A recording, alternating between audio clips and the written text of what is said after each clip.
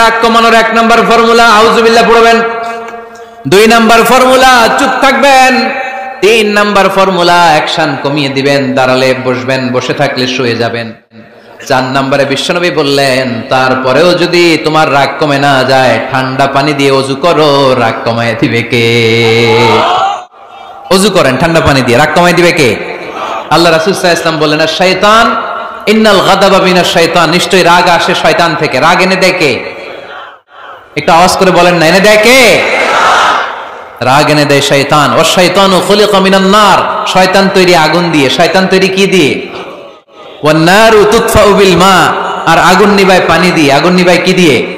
এজন্য তোমাদের কেউ যখন রেগে যায় ইদা গাদিবা আহাদুকুম ফালিয়াতাওয়াদ্দা, সেজন্য ঠান্ডা পানি দিয়ে ওযু করে তার রাগটারে ঠান্ডা করে দিবে কে? মনে থাকবে সবার। 1 নাম্বার রাগ আসলে 1 নম্বরে কি করবেন? আউযুবিল্লাহ পড়বেন। 2 নাম্বার চুপ থাকবেন। 3 নাম্বার বসে যাবেন, শুয়ে যাবেন। 4 নাম্বার ওযু করবেন। রাজি আছেন? মাথায় ঠান্ডা পানি দিবেন, চেহারায় ঠান্ডা পানির ঝাপটা দিবেন, দেখবেন আপনার রাগকে ঠান্ডা করে দিছে কে? রাগ হবে ইসলামের জন্য। আল্লাহর জমিনে আল্লাহর বিধান লঙ্ঘন হলে আমরা রেগে যাব, চিল্লায় বলেন ঠিক কি না? এছাড়া কেউ আমাদেরকে রাগাতে পারবে না।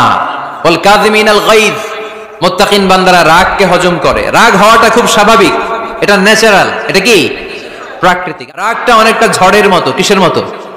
ঝড় যেমনি একদিক থেকে এসে সব ভেঙে চুরে তছনছ করে লন্ড ভন্ড করে দিয়ে আরেক দিকে সাঁ করে চলে যায়, রাগও তেমন একদিক দিয়ে আসে সব শেষ করে দিয়ে আরেক দিকে চলে যায়, ঠিক কিনা? এর রাগের মাথায় পৃথিবীতে কত খুন খারাপি ঘটেছে, ঠিক কিনা? বাবা ছেলের মধ্যে রাগ আছে না নাই? বন্ধু বন্ধুর মধ্যে, বন্ধু কয় এটা আমারে দে, ওই বন্ধু বলে না দিব না, রেগে গেছে, কিলাকিলি ঘুষাঘুষি আছে না নাই? বাবা ছেলের মধ্যে জমি জমা নিয়ে হয় না অনেক সময়? বাবা কয় এই জমি তুই পাবি না, পোলায় কয় আমার এই দিবা তুমি। বাপে কয় না দিমু না, পোলায় কয় দিবা। বাপে কয় তোরে তেজ্য পুত্র করে দিলাম, পোলায় কয় তোমার মাথায় আমি কোপ মাইরা দিলাম। খবরদার, এগুলোকে বাড়তে দেয়া যাবে না। শয়তান খালি গুতায়। শয়তান চায় কি করে ফ্যামিলিকে ব্রেক ডাউন করা যায়। শয়তান একটা আরশের উপর বসে, অন্য শয়তানরা এসে বলে আমি ওজনে কম দেওয়াইছি, কারে কিছুই করস নাই তুই।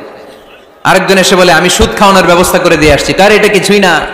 আরেকজন এসে বলে মাদ্রাসায় যাচ্ছিল আমি সরাই দিছি, কারে এটা কিছুই না। আরেক শয়তান এসে বলে আমি স্বামী স্ত্রীর মধ্যে বিচ্ছেদ ঘটাই দিছি। ইবলিশ শয়তান তখন এটারে নিয়ে নাচতে শুরু করে দেয়। এজন্য স্বামী স্ত্রীর মধ্যে ঝগড়া আছে না নাই? হাজবেন্ড বলে একটা, ওয়াইফ বলে আরেকটা, আছে না নাই? হাজবেন্ড বলে তুমি যাইবা না, এই বিয়ার দাওয়াতে যাইবা না, ও আমার অপমান করছিল। বউ কয় আমি যামু, আমার বান্ধবীর বিয়া, তোমার কি? আছে না নাই? হাজবেন্ড কয় না যাবি না, বউ কয় যামু, গেলে তোর খবর আছে। বউ কয় কি করবা? কয় তালাক দিয়ে দিলাম। আছে না নাই? ছোট্ট ঝগড়া থেকে মাথা গরম করে রাগের মাথায় তালাক দিয়ে ফেলে। এজন্যই রাগ ভয়ঙ্কর। এর রাগের কারণে বন্ধু বন্ধুর সম্পর্ক নষ্ট হয়, হাজবেন্ড ওয়াইফের মধ্যে ডিভোর্স হয়ে যায়, বাবা ছেলের মধ্যে সম্পর্ক ছিন্ন হয়ে যায়। এটা ঝড়ের মতো। এজন্য মুমিনরা চাইলেই চট করে রেগে যেতে পারে। আল্লাহ রাসূল বললেন লাইসা শাদীদু বিসরাআ, কুস্তি খেলে যে অন্যকে মাটিতে শুইয়ে দিতে পারে সে আসল শক্তিশালী না। ইন্নামাশ শাদীদুল্লাযী ইয়ামলিকু নাফসাহু ইনদাল গাদাব, রাগের মাথায় যখন নিজেকে যে নিয়ন্ত্রণ করতে পারে আল্লাহর কাছে ওই ব্যক্তিটাই শক্তিশালী। এক সাহাবী এসে বলল ইয়া রাসূলুল্লাহ আউসিনি ইয়া রাসূলুল্লাহ, ও নবী আমারে নসিহত করেন, আমারে কিছু উপদেশ দেন। বিশ্বনবী বললেন লা তাগদাব, তুমি রেগে যেও না।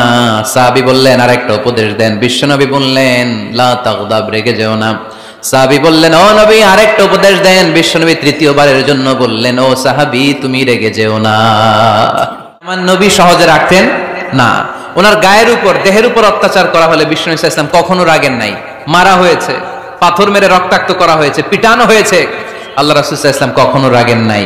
তবে আল্লাহর জমিনে আল্লাহর বিধান লঙ্ঘিত হওয়া মাত্রই বিশ্বনবী সাল্লাল্লাহু আলাইহি ওয়াসাল্লাম রেগে যেতেন। পড়েন আল্লাহু আকবার। আল্লাহর বিধান লঙ্ঘিত হতে দিতেন না। যেই লোকটা নামাজ পড়া অবস্থায় ওটের পচা নারী বুড়ি চাপিয়ে দিলে রাগেন না, যাকে পাথর মারা হলে রাগেন না, চাদর ধরে টেনে গায়ের চামড়া ছিঁড়ে ফেললে রাগেন না, ওই ব্যক্তিটা আল্লাহর জমিনে আল্লাহর আইনের বিরুদ্ধে কথা বললে রেগে যেতেন। কারণ এটা আল্লাহর আইন।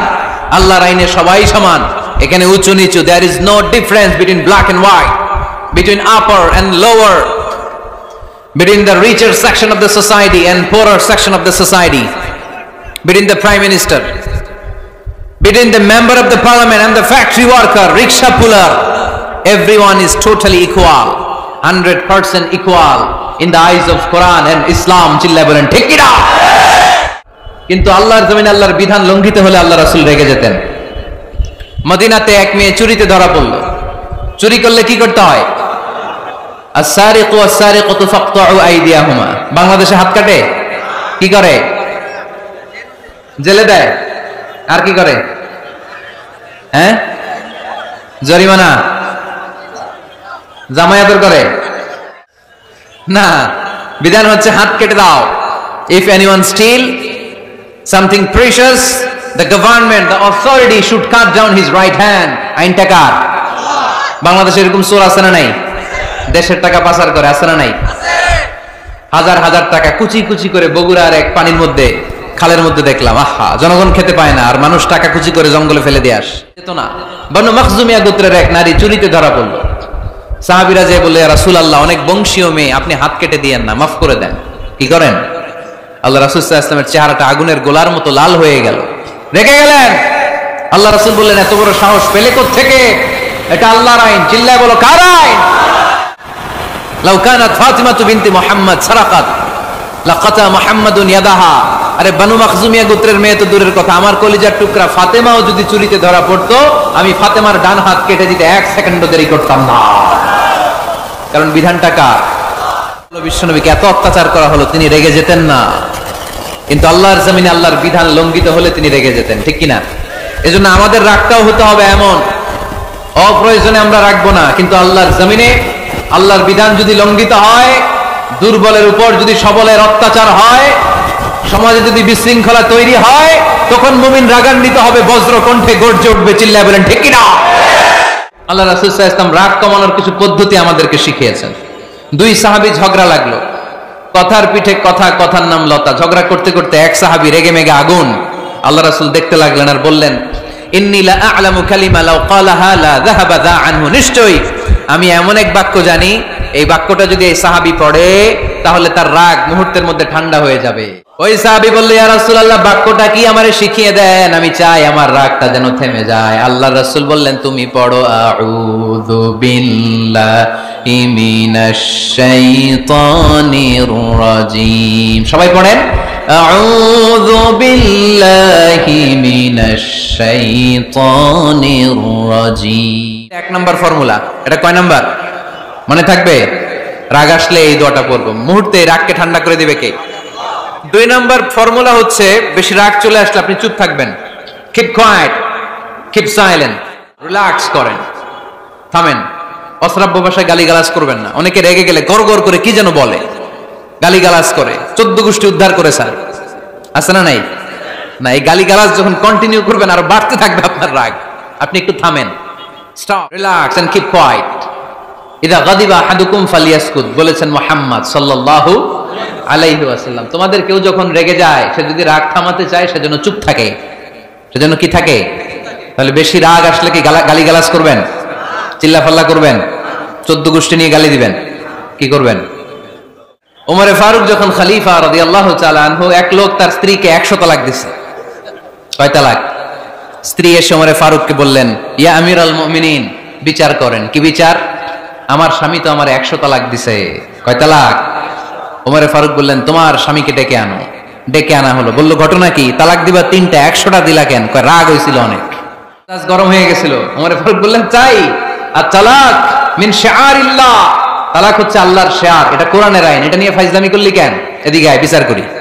জামাই বউরে বসায় তিনি বিচার করে দিলেন, 3 তালাকে তোর বউ তালাক, বাকি 97 তালাক তোর পিঠের উপর পড়বে। আল্লাহ রাসূল সাল্লাল্লাহু আলাইহি ওয়াসাল্লাম বললেন, ইযা গাদিবা আহাদুকুম হুয়া কায়েম, দাঁড়িয়ে থাকা অবস্থায় যদি কেউ রেগে যায়, ফালিয়াজলিস, সেজন্য বসে যায়। ফা ইন যাহাবা আনহুল গাদাবু ওয়া ইল্লা ফালিয়াত্তাজি, বসে যাওয়ার পরেও যদি তার রাগ কমে না যায়, সেজন্য শুয়ে যায়। সুবহানাল্লাহ পড়েন। দাঁড়িয়ে থাকা অবস্থায় রাগ আসলে কি করবেন? বসা অবস্থায় রাগ আসলে, শোয়া অবস্থায় রাগ আসলে ঘুমায় যাবেন। অনেক ভালো মানুষ এই এলাকার লোকেরা। শোয়া অবস্থায় রাগ আসলে চোখ বন্ধ করে ঘুমায় যাবেন, এরপর সুন্দর সুন্দর স্বপ্ন দেখতে শুরু করবেন। রাগ আর নাই। কত সুন্দর ফিলোসোফার ছিল বিষ্ণু ইসা ইসলাম। এই কথাগুলোর দাম কত জানেন, ওজন কত জানেন? কিভাবে আমাদেরকে তিনি সভ্য বানাতে চেষ্টা করেছেন, কিভাবে আমাদেরকে সুখী সমৃদ্ধ মানুষ বানাতে চেষ্টা করেছেন। দাঁড়িয়ে থাকলে যদি রেগে যাও বসে পড়ো, বসে গেলেও যদি রেগে যাও শুয়ে পড়ো। সুবহানাল্লাহ পড়েন। রেগে যেও না, কারণ রেগে গেলেন তো হেরে গেলেন, রেগে গেলেন হেরে গেলেন। অনেকে আপনারা রাগাতে চাইবে নানাভাবে, কিন্তু আপনি রাখবেন না। আপনার সাথে ঝগড়া করতে চাইবে, পায়ে পাড়া দিয়ে ঝগড়া করতে চায়, এরকম আছে না? রাগাতে চায়, ফুসলাতে চায়, কিন্তু মুমিনরা মুত্তাকিনরা তারা যেন তেন কোনো কারণে রেগে যায় না, তারা তাদের রাগকে হজম করে। আলহামদুলিল্লাহ পড়েন। আল্লাহ রাসূল সাল্লাল্লাহু আলাইহি ওয়াসাল্লাম কখনো রাখতেন না। ওনার উপর অনেক অত্যাচার হয়েছে, উনি রাগেন নাই, উনি ক্ষমা করে দিয়েছেন। কি করেছেন? আল্লাহ রাসূল সাল্লাল্লাহু আলাইহি ওয়াসাল্লাম যখন মক্কায় নামাজ পড়তেন, আল্লাহ রাসূল সাল্লাল্লাহু আলাইহি ওয়াসাল্লাম যখন রুকুতে যেতেন, সিজদায় যেতেন, পিঠের উপরে পচা উটের নাড়ি ভুঁড়ি চাপিয়ে দেয়া হতো। আল্লাহ রাসূল কখনো রেগেছেন? কথা বলেন। তায়েফের ময়দানে দাওয়াত দিতে গেলেন, পাথর মারা হলো, তিনি রেগেছেন? বাড়ি থেকে বের করে দেয়া হলো, বাধ্য হয়ে মক্কা থেকে মদিনায় হিজরতে গেলেন। মক্কার দিকে তাকিয়ে তাকিয়ে চোখের পানি ছাড়লেন আর বললেন, মক্কা তু আহাব্বুল বিলাদ ইলাইয়া, আমার কাছে সবচেয়ে প্রিয় শহর মক্কা শহর।